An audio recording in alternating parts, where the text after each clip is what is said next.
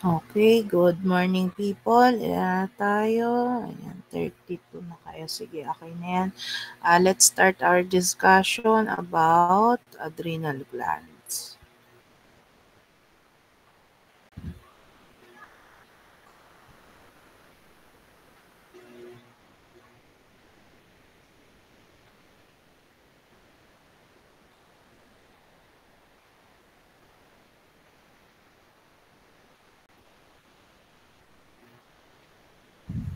Okay, so let's start. Okay, adrenal glands. So another gland under endocrinology ang i-discuss natin today. So what is an adrenal gland? Adrenal gland is also known as suprarenal gland. So bakit siya tinawag na suprarenal gland? Kasi nga based on its location.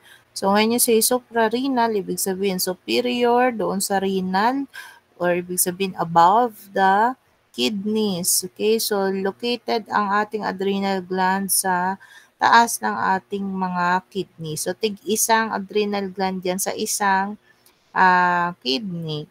Okay, so dalawa yan. So these glands are said to be semilunar or parang triangular ang shape niya. To which it has two distinct parts or layers, two distinct layers. Ano yung dalawang layer na yon? The adrenal cortex and adrenal medulla. So, yung adrenal cortex at adrenal medulla na yan, meron silang mga kanya-kanyang hormones na nire-release in our body. Okay, so let's start first with adrenal cortex. So, adrenal cortex is the outer region of the adrenal gland to which it is capable of producing mga steroid hormones. So when you say steroid hormones, the main compound or the parent structure of these hormones are said to be cholesterol na cholesterol. Kaya nga siya tinawag na steroid hormones. Okay? So, this adrenal cortex is subdivided into three layers pa. Okay, so ano yung three layers na yun? Zona glomerulosa, fasciculata, and then reticularis. Each layer is capable of producing a specific hormone such as for glomerulosa, mineralocorticoid or ang aldosterone nga natin, for fasciculata, yung cortisol, and reticularis for weak androgens. Tandaan na, weak androgens, weak.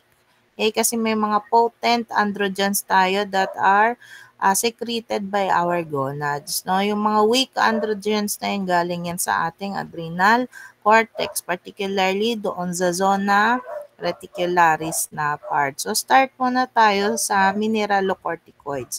So, when you say mineralocorticoids, ito yung mga corticoids or yung mga hormones, okay, that is related to minerals, no? Balancing of minerals. So, anong minerals yung binabalance dyan? Yung sodium.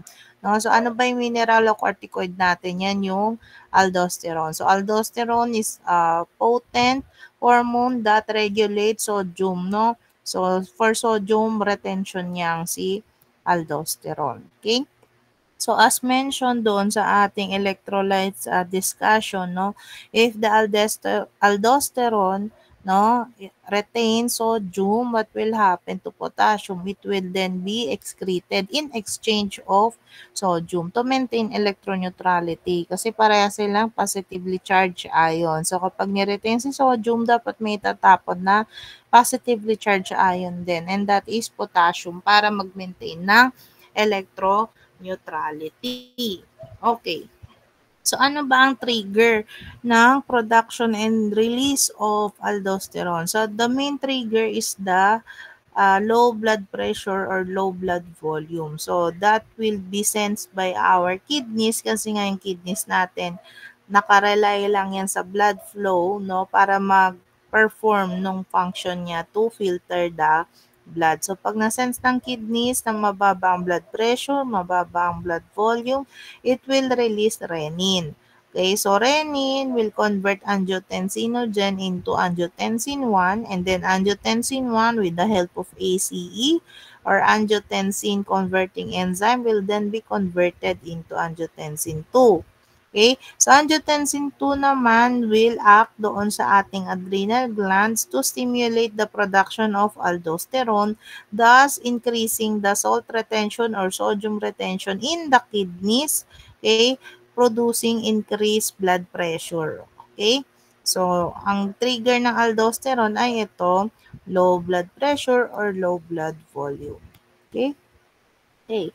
So, ano yung mga sakit related to aldosterone? So, dalawa lang yan, hypo-hyper lang yan. So, sa hypo, okay, hypoaldosteronism commonly caused yan by the destruction of the adrenal glands and deficiency of glucocorticoids. So, anong kinalaman ng glucocorticoids sa aldosterone? Okay? Based doon kasi sa kanyang location class, di ba, yung outer layer ay yung glomerulosa followed by the fasciculata. So whatever happens to fasciculata, obviously, itong si glomerulosa layer ay affected na din kasi hindi naman masisira si fasciculata kung in the first place hindi nasira si glomerulosa. So whatever happens kay glucocorticoids, particularly sa layer na yon, kay sa zona fasciculata, will also have an effect sa ating aldosterone.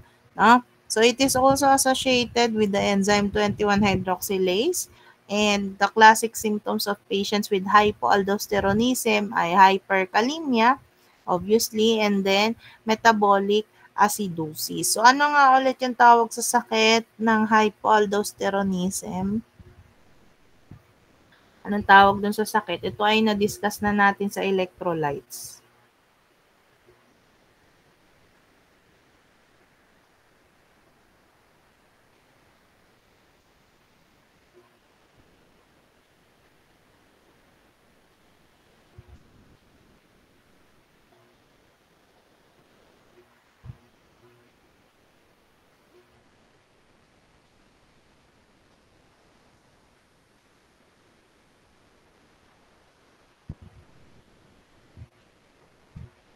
Wala, okay. So, kung may hypo, edi meron ding hyper. Okay, so when you say hyper, ibig sabihin mataas ang kanyang aldosterone. So, anong sakit kapag hyper?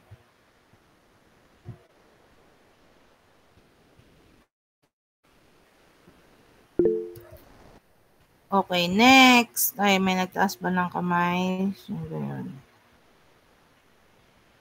Ma'am, Graves' disease po ba kapag hyper? Ano po? Sorry, pakilaksan. Graves' disease po. Graves ay ang Graves po natin ay sa thyroid gland, no? Sa thyroid gland po 'yun. Tayo ay nasa adrenal gland na. Ay, sorry Okay? po. O sige, okay lang 'yan. O sige, mamaya itatanong ko ulit 'yan. Anyway, let's proceed, no? So next layer natin ay zona fasciculata. Okay? So, zona fasciculata is capable of producing glucocorticoids. Anong glucocorticoids yon? That is cortisol, no? So, bakit siya tinawag na glucocorticoids? Gluco, kasi itong si cortisol, meron siyang role sa glucose levels natin in the body. Why? Kasi nga sabi natin, ang cortisol ay isang type ng stress hormone. So, when we are under stress, no, our body needs additional source of energy, additional source of glucose, no, sa body natin. So si cortisol ang responsible for that. Okay? So siya yung nagbibigay ng boost ng energy sa body natin. If we are under stress, no? So anong kinaibahan nito ni cortisol kay aldosterone? Si aldosterone kasi ang negative feedback mechanism niya is based doon sa trigger niya sa blood volume, no? Blood volume tsaka blood pressure. Whereas itong si cortisol, reliant lang yan or dependent lang yan sa sa levels ng ACTH ng dugo. So it employs pa rin naman the negative feedback mechanism but related to the endocrine axis. Meaning to say, kapag walang trigger nito ni ACTH, walang gagawin itong si cortisol, no? Wala siyang gagawin dyan. Kasi regulated yan by ACTH, no? So what else? Cortisol is also secreted in the urinal rhythm. So meaning to say, tuwing umaga siya mataas. That is why, kahit hindi ka mag-alarm ng cellphone mo, sa umaga, kusa kang nagigising. Okay, bakit ka kusang nagigising? Kasi nga, tumataas or nag-shoot up yung cortisol at this time, no, para magising ka. Okay? So, yun. So next, ano bang action nito ni glucocorticoids or ni cortisol sa body natin? So these are the following. So if we summarize this one, all of these are related to stress response no ng body. So yan yung nagiging effect ni cortisol sa atin. Tinataas niya yung energy sa body natin during fight and flight response, no? So, ayan, stimulates lipolysis, release of amino acids, gluconeogenesis, increased blood sugar, obviously. Ayan, water retention, anti-inflammatory, and anti-allergic effects din yan, si cortisol. Okay? So, ngayon, paano yan dinadiagnose in the laboratory? So, pwede nating i-determine yung cortisol levels as is, no? So, kukuha lang tayo ng blood sample sa pasyente. Then, i-analyze natin kung gaano karami cortisol sa dugo niya. However, to confirm that or to analyze kung bakit ba tumataas or bumababa yung cortisol ng pasyente, no, we can use this method. Yan, dexamethasone suppression test. So, this dexamethasone suppression test basically suppresses the production of cortisol with the use of dexamethasone. So, itong dexamethasone, gamot yan. Okay, so gamot yan na ini-inject sa body ng pasyente. So, paano ang procedure niyan? So, first things first, kailangan may baseline muna tayo ng amount ng cortisol na meron sa body ng pasyente. So, extract muna yan ng dugo, okay, to obtain the value of their cortisol levels, no? So, after that, i-inject ka na yung patient ng dexamethasone. So, yung dexamethasone class ay parang similar sila ng effect ni cortisol. Okay, so ibig sabihin, kapag in-injectan mo ng dexamethasone yung pasyente, most likely, tumaas, quote and quote, tumaas kuno yung cortisol. So, kung tumaas kuno yung cortisol, if this organ follows the negative feedback mechanism, supposedly, bababa dapat yung CRH or itong CRF. Ano ba yan? Corticotropin releasing hormone or corticotropin releasing factor. So, dapat bababa yan kasi parang na-trigger na quote-unquote mataas yung cortisol, no? So, after that, it will send signal doon sa ating anterior pituitary gland, no? Na sinasabi, ay mataas yung cortisol. So, magbababa din yan ng production ng ACTH, thus decreasing the amount of cortisol released by the adrenal gland. Okay, supposedly ganun siya. So, after injection ng dexamethasone, no? So, kunyari yung baseline ng cortisol, yung unang extraction, mababa or ay sabi natin normal or mataas, dapat sa second cortisol levels, no, ng pasyente after dexamethasone injection, dapat mababa na siya. Okay, so ibig sabihin, kung mababa na siya, nagre-respond yung hypothalamus and anterior pituitary gland at yung mismong adrenal cortex doon sa gamot. Okay, so kapag hindi siya nag-respond, despite the injection, no, despite of the injection of dexamethasone, mataas pa din yung cortisol. Baka merong problema dito sa iba't ibang parts na to ng endocrine system ng pasyente. Okay? Okay. So, ano yung clinical disorders related to cortisol? So, kapag mataas yung cortisol, that is what? Cushing syndrome. Okay? So, Cushing syndrome. So, classic presentation ng taong may Cushing syndrome is itong buffalo hump. So, ano yung buffalo hump na yan? Yung parang medyo may umbok sa batok ng pasyente. Yun yung tinatawag na buffalo hump. So, yan yun, Cushing syndrome. So, kapag mababa naman ang cortisol ng pasyente, most likely related din yan sa mababang aldosterone. So, that is also linked to Addison's disease, no? So, Addison's disease kasi mababa lahat yan. Okay? Meron lang yung mataas dyan. Ano yung mataas dyan? Yung potassium lang yung mataas dyan. The rest, mababa na. Okay? So, Addison's, mababa ang aldosterone, mababa din yung kanyang cortisol. So, aside from, primary hypocorticolism, meron ding secondary and tertiary. So, in secondary and tertiary, the main problem is the hypothalamus or the pituitary gland, no, not the adrenal gland itself. Okay? Okay, next. The last layer for the adrenal cortex is zona reticularis. No, anong pinoproduce na hormone yan? Yan, androgens. No, weak androgens. No, weak androgens. So, these weak androgens include the following. So, testosterone, dihydrotestosterone. Ayan, mga testosterone yan. So, meaning to say, lahat tayo may testosterone. Regardless kung male or female ka. Okay, lahat tayo may testosterone kasi yung adrenal glands natin capable of producing these weak androgens. No? So, anong pinagkaiba? Yung concentration lang. Okay, so kung babae ka, mataas ang concentration mo ng estrogen compared sa testosterone. Okay, kung lalaki ka naman, mas mataas ang concentration mo ng testosterone compared sa estrogen. So, lahat tayo merong testosterone at estrogen regardless of gender. So, ito naman yung sa estrogen part, no, ng weak androgens natin yan, androstenedione, dihydroepiandrosterone, ayan. So, mga estrogen ito. Okay, weak estrogen sa body natin. Okay? So, next is adrenal medulla, the inner portion or innermost part of our adrenal gland, okay, to which it is capable of producing epinephrine, norepinephrine, and small amount of dopamine. So, let's start with norepinephrine. So, norepinephrine is a type of hormone and a neurotransmitter. Basically, most of norepinephrine is produced by our CNS, particularly doon sa sympathetic ganglia portion ng nervous system natin, no?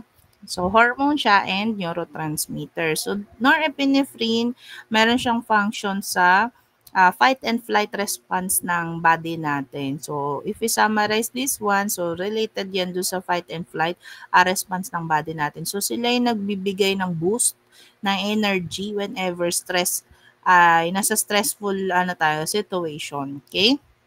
Okay. So how are we going to analyze the concentration of norepinephrine? Most of the time we measure yung yung mga metabolites na ito sa urine, no, urine sample. Pwede rin naman yan sa CSF if we are measuring MHPG, itong 3-methoxy-4-hydroxyphenylglycol, no? Pwede rin naman yan. Pwede rin yan sa urine. But most of the time, yung common na analyte na tinetest natin dyan is itong VMA, yung vanillyl mandelic acid sa urine, no? Sa urine, yung metabolite na yan sa urine ang minimeasure natin madalas. Okay, so epinephrine. So epinephrine ay galing sa norepinephrine. Kung yung norepinephrine galing sa CNS, majority, no? Ito na mga epinephrine galing sa norepi. So same with norepi, it is also a hormone and a neurotransmitter to which it is most abundant in the medulla, okay, sa adrenal medulla. So, epinephrine ay may major function din yan sa ating fight and flight response, no? So, kapag may stress, whenever cortisol is increased, it will also be affected, no? So, tumataas din yung epinephrine na yan. Bakit? Kasi nga, meron siyang function to give a boost, no? Boost ng energy sa body natin whenever needed, no? Kapag nasa stressful situation yung body natin, okay? Okay, so how are we going to measure that in the laboratory? We often measure yung VMA nga, yung vanillyl mandelic acid na yan. Okay, yan yung madalas nating mini-measure sa lab. Okay, so next is dopamine. So dopamine is primarily produced by the brain, no, particularly na ating hypothalamus. But small amount of dopamine can also be produce sa ating adrenal gland. Okay? So, para ma-measure natin kung gaano karaming dopamine ang nasa sistema ng pasyente, instead of using VMA, no, for, kasi yun for epi and norepi, we use, no, yung HVA, yung homovanillic acid. So, yan yung hinahanap natin sa urine kasi yan yung major metabolite ng dopamine. So, aside from that, no, medulla natin can also produce yung hormone na enkephalin to which it regulates pain, no, sa body natin. Okay, so in the laboratory, how are we going to measure these hormones? Now, we can use yung fluorometric method, HPLC. Okay, pwede rin yan. Analytes na dinedetermine natin, mga urinary metabolites. Okay, urinary metabolites, most of the time VMA nga yung hinahanap natin, tsaka HBA. No, VMA for epinephrine, tsaka norepi, HBA for dopamine. So, pwede rin naman metanephrine and normetanephrine, depende sa doctor's request. No? Okay, so ano yung clinical disorders related to adrenal medulla hormones? Yan, pheochromocytoma and neuroblastoma. So for adults, ayan, associated yan sa pheochromocytoma, to which merong tumor doon sa adrenal medulla. Okay? So since may tumor doon sa adrenal medulla ng pasyente, ayan, tumataas yung production ng epi tsaka norepinephrine. Kaya yung manifestation niyan sa pasyente ay yung parang aligaga, stress, parang laging naaaning. Okay? So, bakit siya ganun?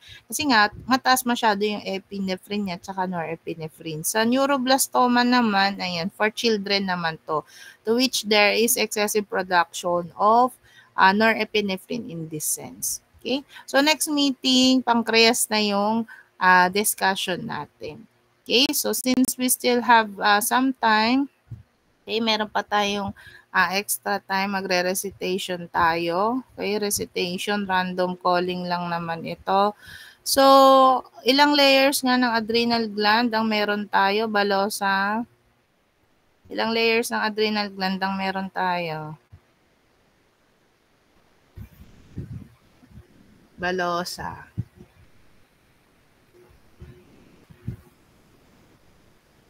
2 po.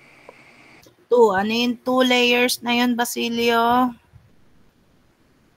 Cortex po, tas medulla. Tsaka, ano yung isa? Yung outer cortex po eh. Cortex tapos medulla. Ayun Cortex na dati. Ha? Ayun na po yung natandaan ko. Tama naman yung natandaan mo. So, we have 2 layers of the adrenal gland, no? Cortex and the medulla. Okay? So, ano-ano ulit yung hormones produced by the adrenal medulla? Quizon?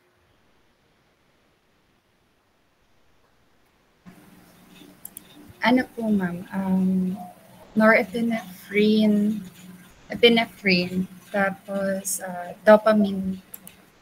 Okay, dopamine. So, konting dopamine lang. Kasi majority ng dopamine ay saan galing, Novelo? Saan galing yung dopamine na madami?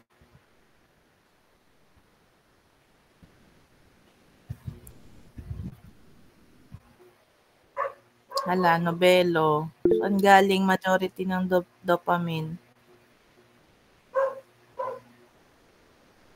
O, pakitulungan, Custodio. Custodio.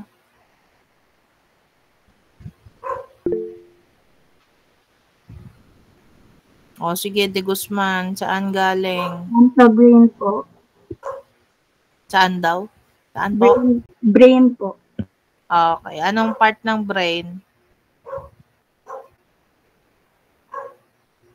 Handayan. Anong part ng brain?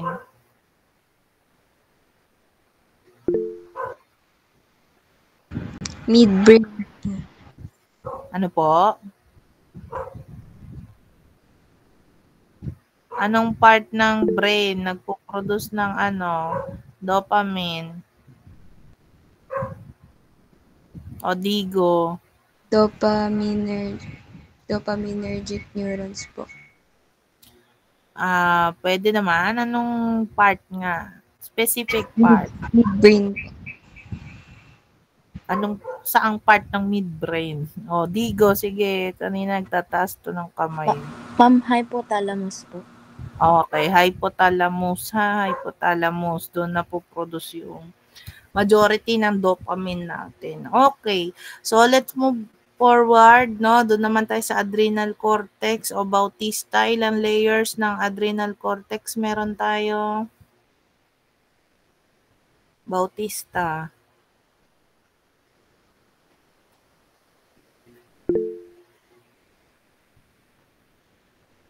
Tatlo, ma'am.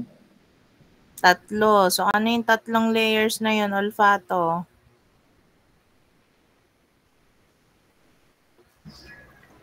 Zona glomerulosa, zona fasciculata, and zona reticularis po. Okay, zona glomerulosa, fasciculata, and reticularis. Anong hormone yung napoproduce ni glomerulosa? Di maisip.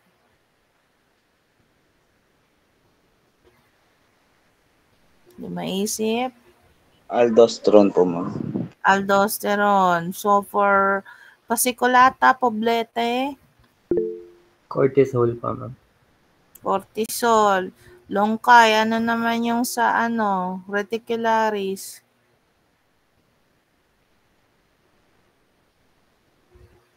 Longkay.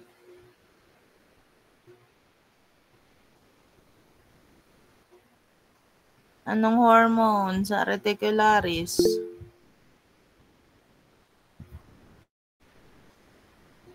Patulungan. Sino ba to? Si Foliero. Androgens po, ma'am. Okay, weak androgens ha. Weak androgens. Okay. So, ano yung other term for aldosterone nga? Sorongon? Sorongon. Ano yung other terms for androgens?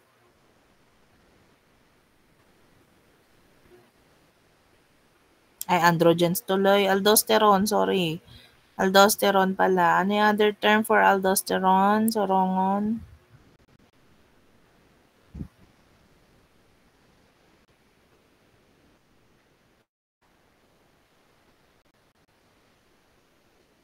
Patulungan, Anyasko.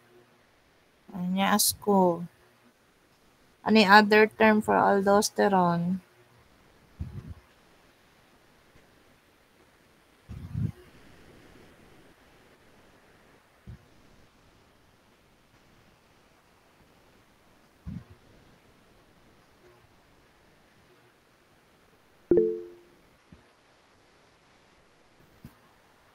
Sige, simangan. Mineralocorticoid po. Okay, mineralocorticoid. Sa cortisol naman, ano yung other term for cortisol? Liarenas.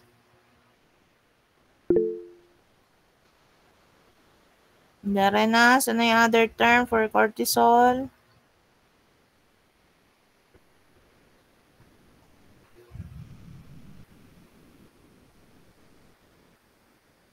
Pakitulungan, Bybin.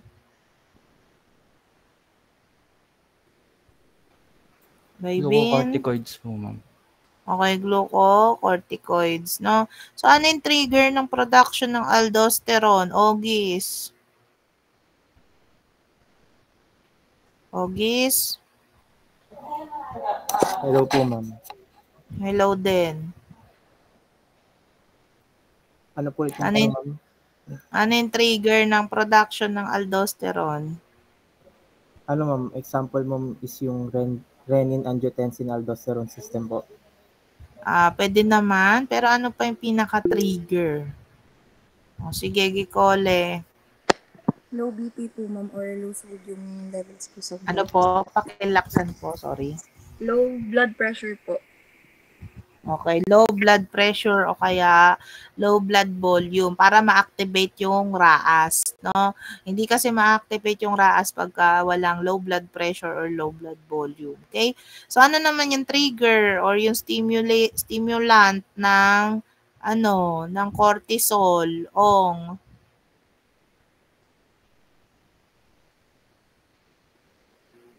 Ong?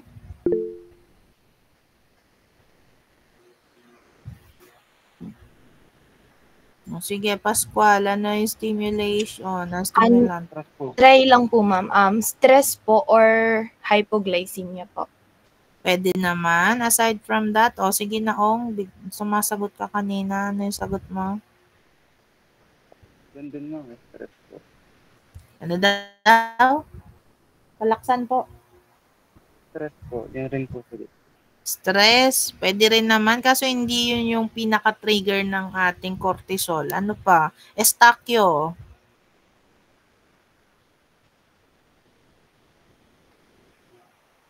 Pakitulungan nga, Rayonir.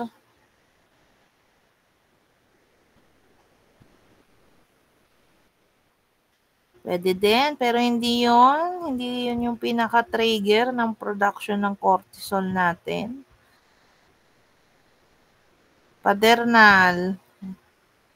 Ano yung magsistimulate ng production ng cortisol?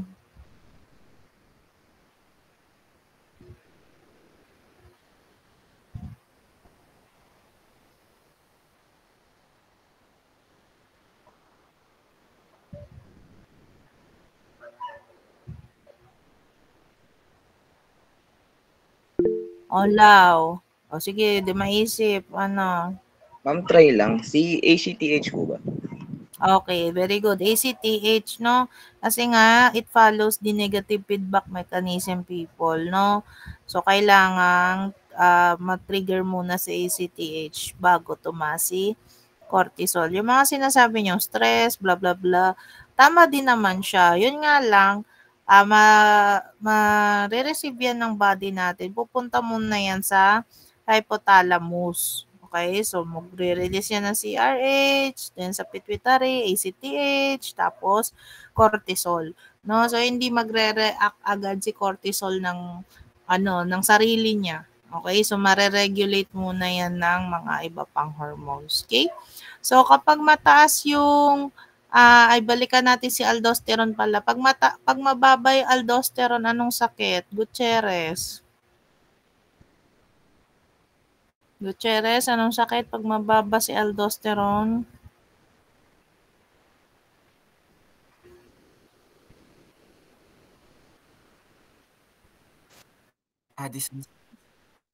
Addison's disease. So, kapag mataas yung aldosterone, anong sakit? Ano?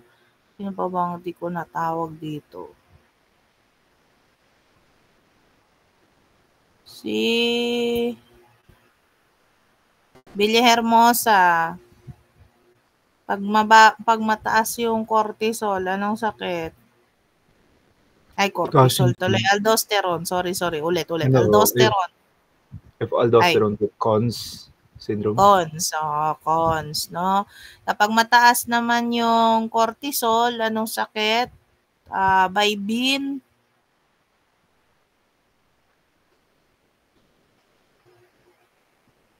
Ako pakitulungan, Lau. Anong sakit? Mataas yung cortisol. Cushing po. Cushing. Ano yung classic manifestation ng taong may Cushing? Musni.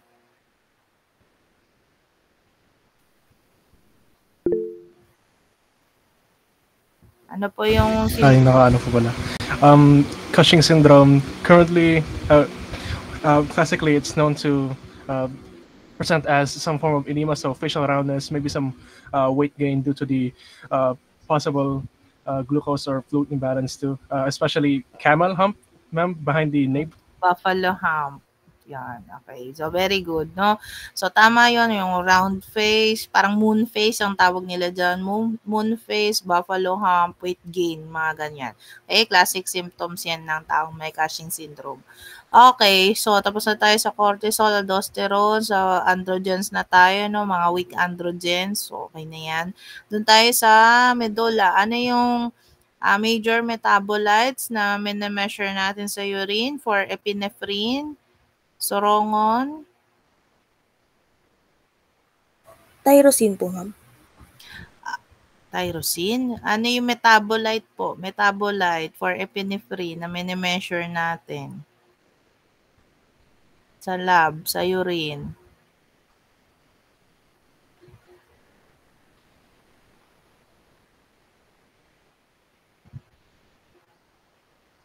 Ortega. Ortega ba to? Sorry. Si Mariela. Hindi ko makita yung apelido niya. Wala din. Sige, si Digo. Ma'am, try lang po. Yung methamphetamine po. Ano daw? Ulit. Methamphetamine po. Methamphetamine. Pwede naman yun, pero hindi siya yung major, no? So, ano yung major? O sige, Ong. Yung VMA po. VMA. Okay, VMA. So, kapag dopamine, Marial, ano yung mini-measure natin sa urine? Marial. Pag dopamine. HbA po. O, HbA, no? So, ano yung sakit ng mga matatanda? Okay, na related sa adrenal medulla. Ano? Capistrano.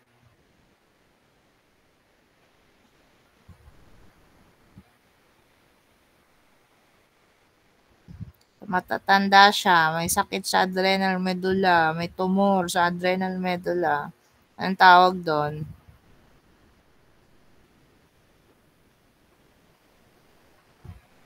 Pakitulungan, Gallego. Anong sakit yan? Malignant neuroblastomas po ba? Kapag adult po, adult. Kapag Ano yung adult? Pag neuroblastoma, bata. Yun. Pag adult, anong tawag? O, sige, Poblete. Ma'am, yung pheochromocytoma po. Pheochromocytoma. Okay?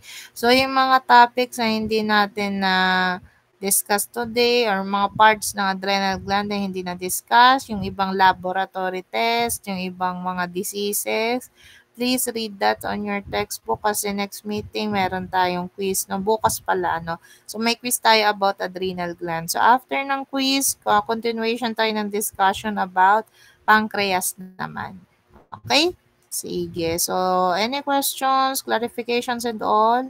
If wala na, okay na. Dismiss na tayo, people. Thank you.